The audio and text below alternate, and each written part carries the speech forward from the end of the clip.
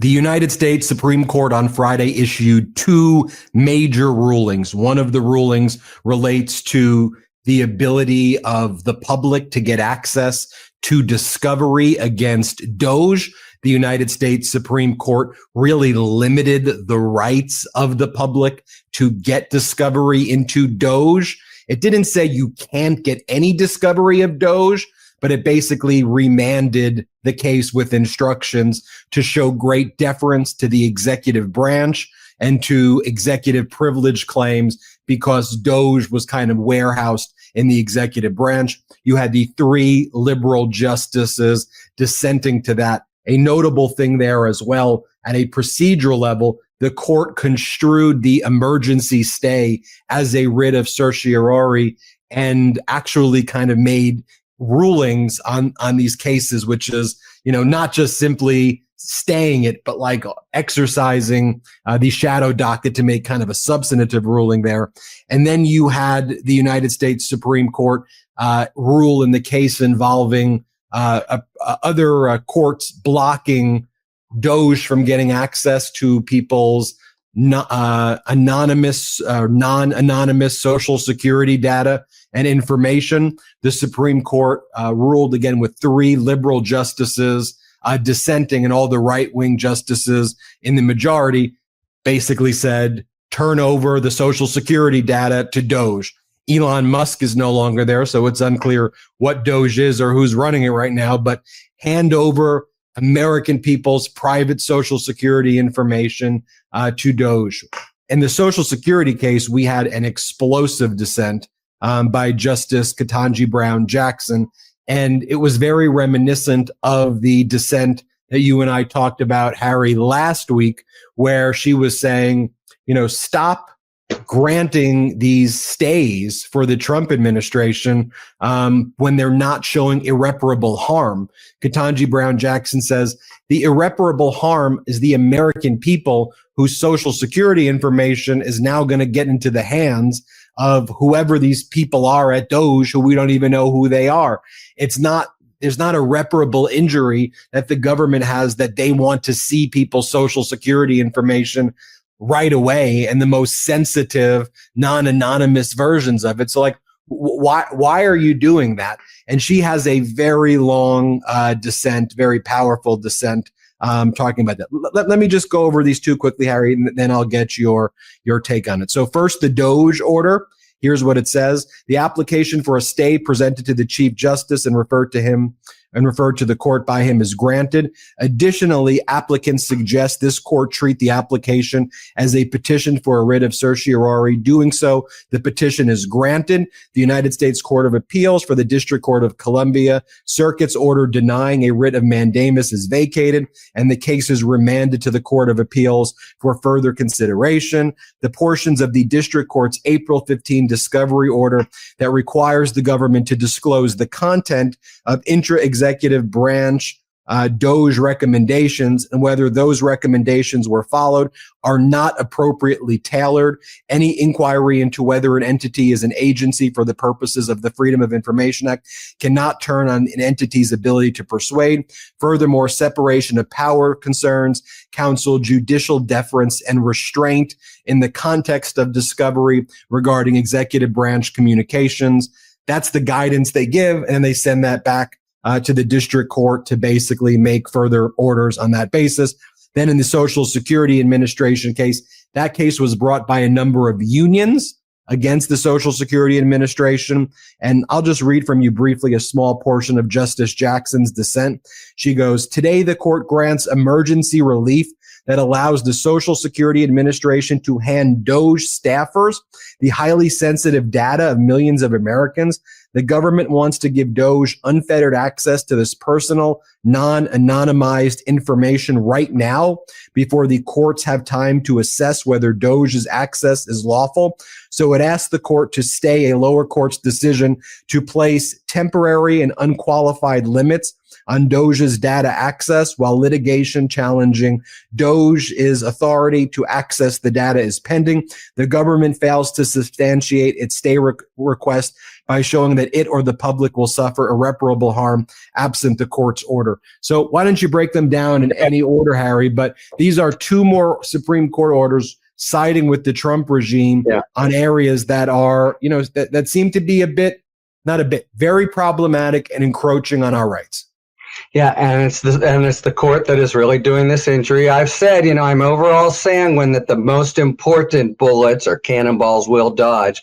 But in the meantime, there's many ways in which the court could abet some very authoritarian actions by the administration. All right, on the first, just notice what you read, Ben. This was an emergency docket. And what you had was an elliptical version of a decision on the merits, separation of powers, all this stuff. That's the kind of thing. And does an agency get FOIA? You need an opinion for that, and this is a part of a continuing series of objections, especially by Justice Jackson, of why are we being so indulgent to them on an emergency docket. The second one, I think, is really potentially a lot more serious, and it kind of dovetails with the incredible divorce that Musk and Trump are playing out in public. The basic problem here for the people who have been challenging all this stuff that DOGE is getting is there's a law that says if people in the government have private information and disclose it, it's a crime, even the Privacy Act, etc. But as long as you're within the government, well, you can bring in someone from another division, train them, etc. Now, that's always seemed a little bit artificial in the context of this new group that was coming in and throwing their weight around and, give me this stuff, and who knows who they were and what does Musk want to do with them. Now, we've got Musk gone and his loyalists left there, and in deadly, no holds barred combat with Donald Trump. And so the effect of this is to give over, and the whole notion always, Jackson's so right in terms of the balance of equities. Once information is given, you can't call it back. And so they're giving it to specifically the people who are, gonna be presumably Musk lieutenants in this. He's called for his impeachment now. He says that his name's in the Epstein files. I mean, this is down and dirty stuff. And I personally am very uneasy that these guys, his basically loyal servants still in there who don't give a shit about, government or public service or whatever, now have this information. In addition, Jackson, again, is essentially, what's the big rush here? Just as she said, and sort of what I was just saying, there's some real immediate harm to happen if you want to put the brakes on until you can figure out where the law is.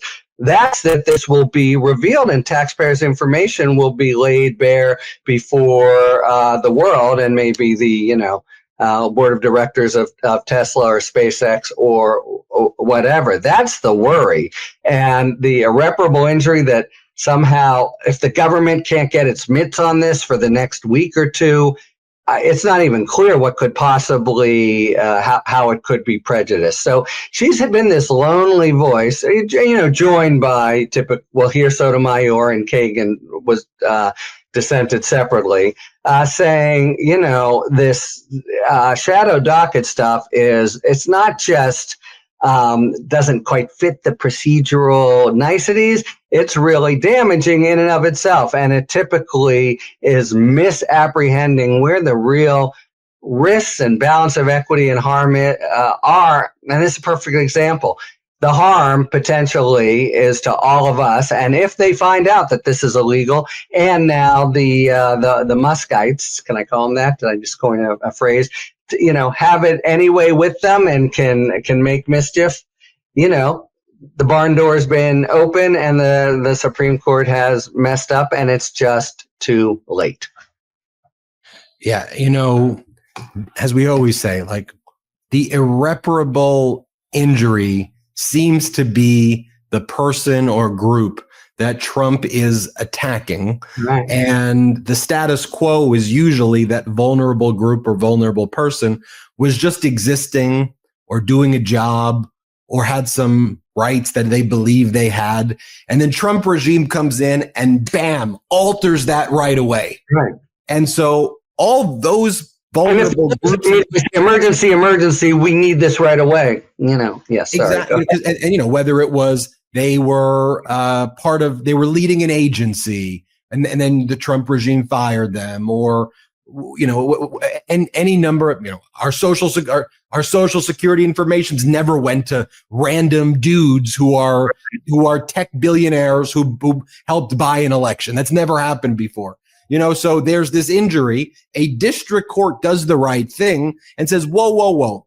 Let's just preserve the status quo, which is protect this vulnerable group. Trump just came in and did some authoritarian crap. And Court of Appeals, by the way, affirmed her or wouldn't grant relief. Yeah, sorry, go ahead. And then the Court of Appeals. And then they go to the Supreme Court, and the Supreme Court goes, well. This status quo that needs to be preserved is not the vulnerable group or the vulnerable people.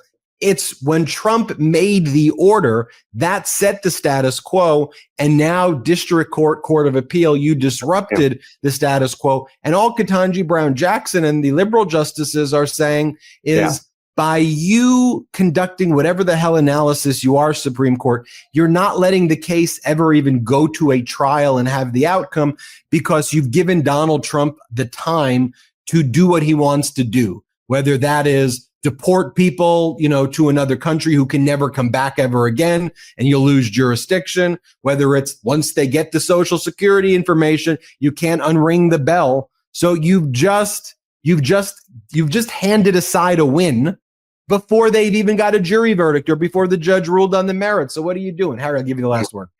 Well. I like that imitation. Is that Alito as the penguin? Look, you're exactly right. And so much of it, Trump, 26 of 27 losses in May. We have a pretty good reason to think that these executive orders won't have solid legal basis. But what in effect they are saying, Ben, another way to sort of translate is, now that's the change. That's the law now. And we won't put the brakes on it. So they permit him to change the default and let things go into operation. And sometimes, more than sometimes, we've talked about this theme in a cross-cutting way. There's stuff that he's trying to do that will be struck down, and nevertheless, damage will be done. People won't be able to go back to their jobs. People's lives will have been upended. People won't have gotten the medicine, and the damage occurs even when they try to unwind it later. But to immediately let it go into effect, it does seem to me to reverse, and this is what Jackson's saying, what should be the normal presumption, especially when you're, on emergency relief, that when you're asking the Supreme Court to undo what the courts below have done. And this is playing out in different kinds of settings. And this is a concrete thing that you always have to hold your breath about and be nervous when things go up in the emergency docket to the United States Supreme Court. Trump's record there is better than in other areas. Harry Litman runs the Talking Feds YouTube channel, the Talking Feds podcast, and the Talking Feds Substack. It's where I get my legal news from. You all just need to search Talking Feds on any of those apps, YouTube, Substack, podcast app. Check it out. It's where I got my legal news from. Thanks, Harry. Thanks, Ben. The truth is more important than ever. Check out our new Truth Over Lies collection at store.MeidasTouch.com. All 100% USA union made.